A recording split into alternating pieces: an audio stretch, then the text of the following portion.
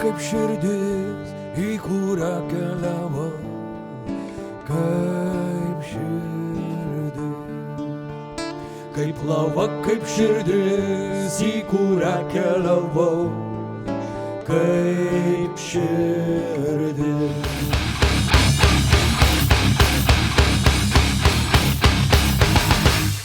Mes atsidūrėme labai įdomioj situacijoje.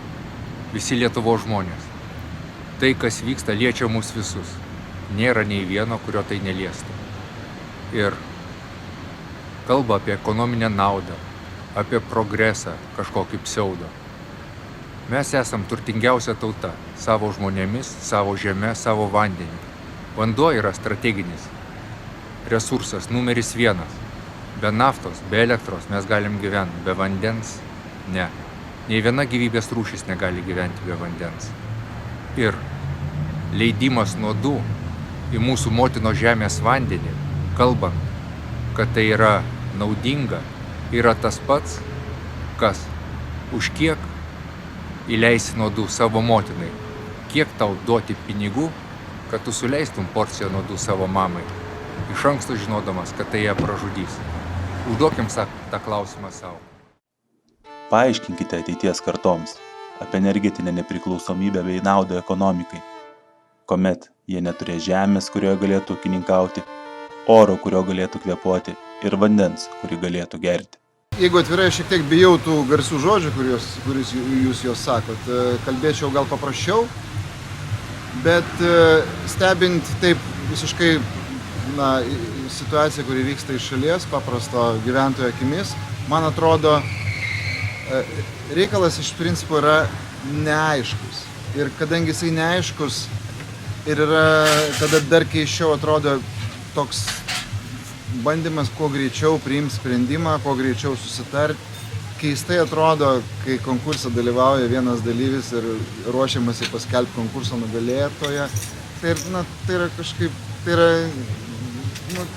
neįtikina. Kiek teko, aš nesu specialistas šitos srities, tai faktas, aš galiu kalbėti tik tai tiek, kiek aš žinau. Kiek teko pasidomėti, žinau, kad technologijos jos sukelia daug ginčų, tos, kurios naudojamos dabar. Žinau, kad su tomis technologijomis ir tuo būdu, kuriuo būtų išgaunama tos skalūninės dujos, jos būtų išgauta tik maždaug apie 10% tų dujų, kurios ten yra, ir jau toj vietoj nieko nebūtų įmanoma daryti. Tai ar mes, jeigu tai yra tiesa, tai ar mes neužkertam savo kelio ateityje, pasinaudoti savo žemės tuo, kas pas mus yra. Savo ištekliais reikia naudotis, jie yra mūsų, jie turi tarnauti mums, bet jeigu tai yra kažkokia rizika, yra kažkas neaišku, yra kažkokie neatsakyti klausimai, galbūt nereikia skubėti. Lietuva stato dujų terminalą, kuris jau turėtų ir atpiginti kainas ir turėtų kažkaip pakeisti tą situaciją. Gal tiesiog, man atrodo, tiesiog reikėtų neskubėti. Labiausiai gąsdina tas skubėjimas. Ir man visada kažkaip labai stebina Lietuvoje. Žmonės atėję į parduotuvę, jie žiūri ten keliais centais, kuri prekė pigesnė. Ir labai ilgai skaičiuoja tos kelis centus, kurią pigesnė prekė pirkti. O čia mes galim kažkur atiduodam milijonus ir atiduodam taip tiesiog lengva ranka. Aš sakyčiau, vis tik tai politikam turėtų būti sunkiau išsprendžiama šitos klausimus. Mes turėtume jiems šito klausimo sprendimą apsunkinti. Tegul jie labiau pasistengia, tegul randa argumentų, tegul įtikina žmonės. Informacijos iš tikrųjų labai yra nedaug apie tai. Mes žinom, kas tai skalūnai, girdim. Aš pavyzdžiui, specialiai susitikęs su vienu pažįstamu mokslininku, geologu, paklausiau pas jį, jisai man atsakė tiesiog asmeniškai. Žmogus, kuris tuo užsiema, tuo gyvena. Tai turbūt, kad vyktų tolygi diskusija, turėtų būti ir tolygus informacijos kiekis iš abiejų pusių. Ir tol, kol mes vieni kitus pravardžiuosim ten, nežinau, aišku, dabar kažkas žiūri šitą įrašą ir sako, kad aš esu ten Rusijos šnipas, aš nesu Rusijos šnipas. Kol mes kol mes vietoj argumentų pravardžiuosim ir vadinsim vieni kitus tokiais vardais, mes neprieisim prie jokio susitarimo. Jokio. Tai nustokime įžeidinėti vieni kitus, o gal suraskim argumentą, suraskim faktus, palyginkim juos ir pratęskime šitą diskusiją. Tas skubotas sprendimas mes matom, buvo Leo LT istorija, kur irgi buvo labai daug pažadų, labai daug šurmulio. Vėlgi žmonės priešinosi, kuo baigėsi. Iš valstybės pinigai pakliuvo į kažkieno kišenę, niekas nebuvo nubaustas, ta istorija iš vis nutilo. Dėl to natūralu, kad yra nepasitikėjimas tomis institucijomis, kurios šitokius projektus bando prastumti kažkaip ar gyveninti juos. Aš tiesiog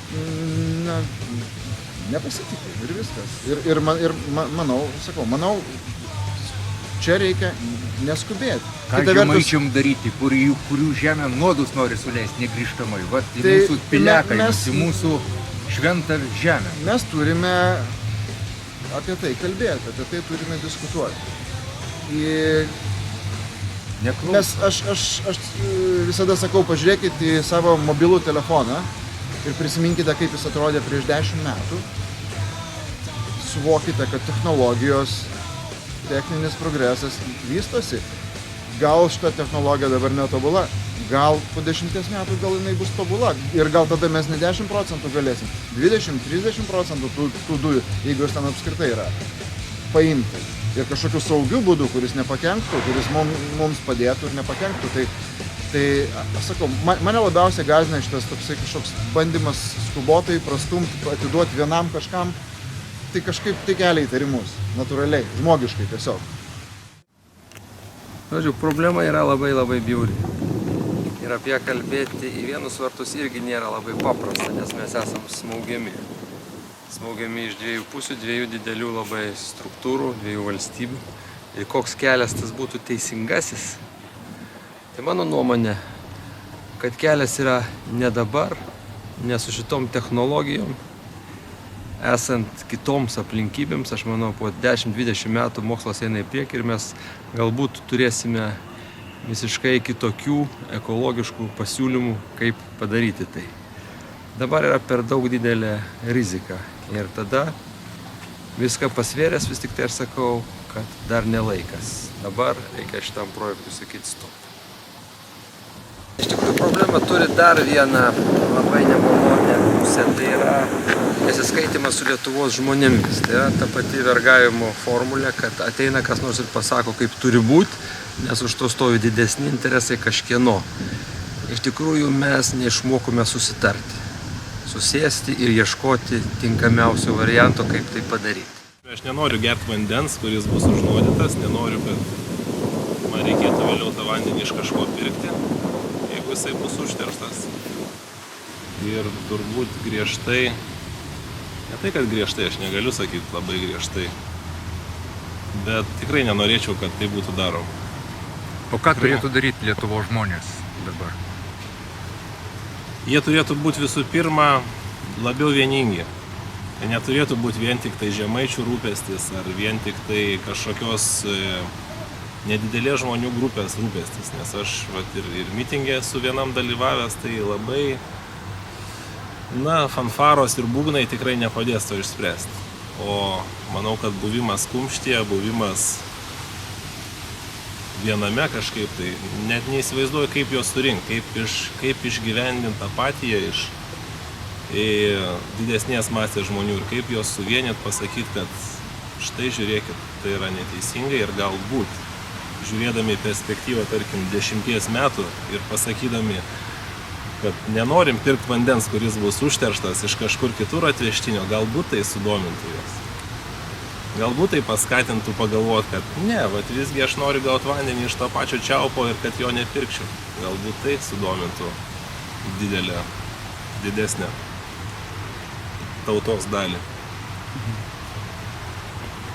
Tai jeigu darant reziumė, iš mano pusės ir spėju iš nemažai mano bičiulių pusės, aš pasakyčiau kasimui ne. Jo, nu, man atrodo, kad vis tiek, reiškia, mes turime gamtos ir dievų duotą, reiškia, švarų vandenį, gėlą vandenį. Ir tai yra vertybė, kurios mums pavydi visas pasaulis.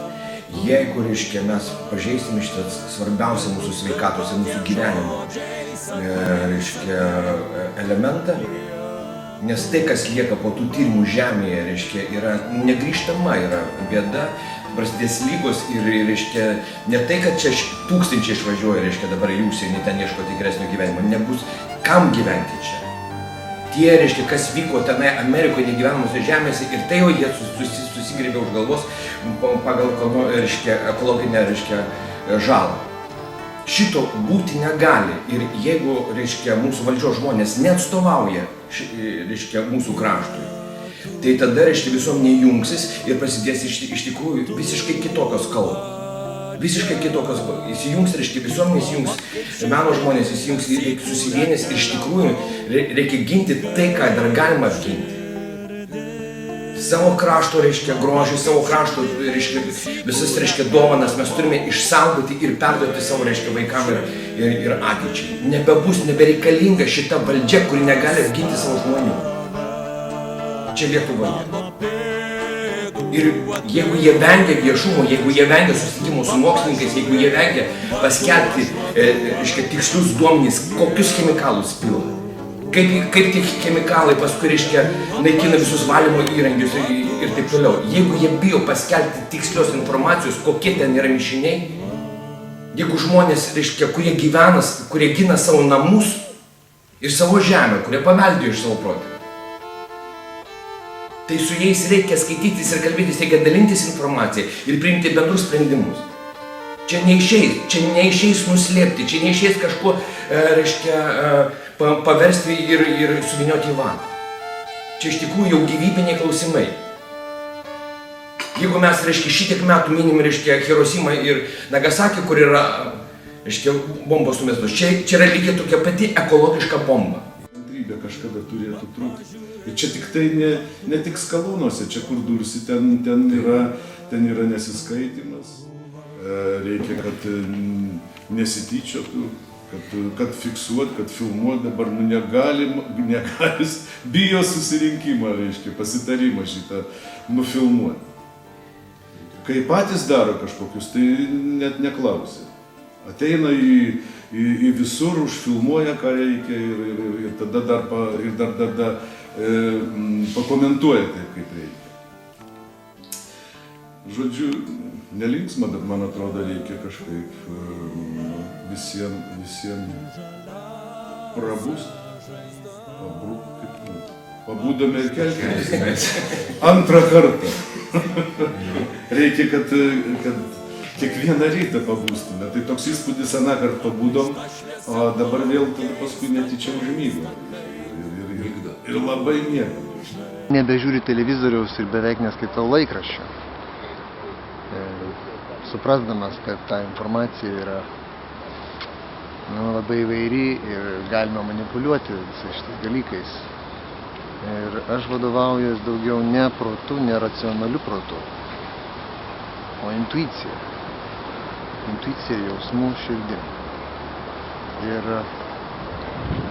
dėl skalūnų, dėl visų šitų dalykų, nežinau, kas ta juvenalinė justicija, bet dėl, sakysim, žemės pardavimo ir skalūnų dujų, aš tiesiog, net neskaitydamas, kaip pareina šitą informaciją, man suspaudžia skrandį, kuriame gyvena intuicija,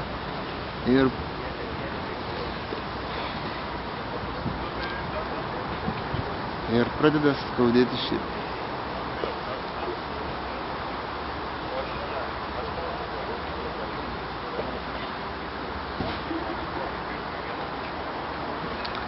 Aš nesu toks stiprus, kad kovočiau ir apskritai mano prigimtyje nėra to kovotojo. Todėl aš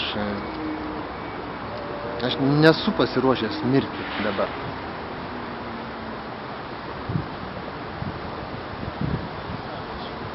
Bet kad reikia bent jau atsibust žmonėm. ir pasakyti savo nuomonę, savo nekompetentingą nuomonę.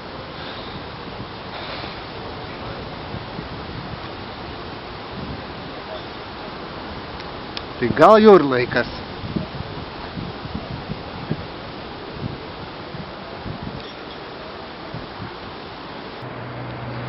Aš už švarų vandenį Lietuvoje, nes aš žinau, kad po mūsų žeme tikrai yra neišmatuoti klodai aukso, tai yra gulinčio aukso vandens, kuris turi būti saugomas ir švarus. Ir kažkada tai mes tikrai po nedaugelių metų pamatysim, kad mes esam labai turtingi.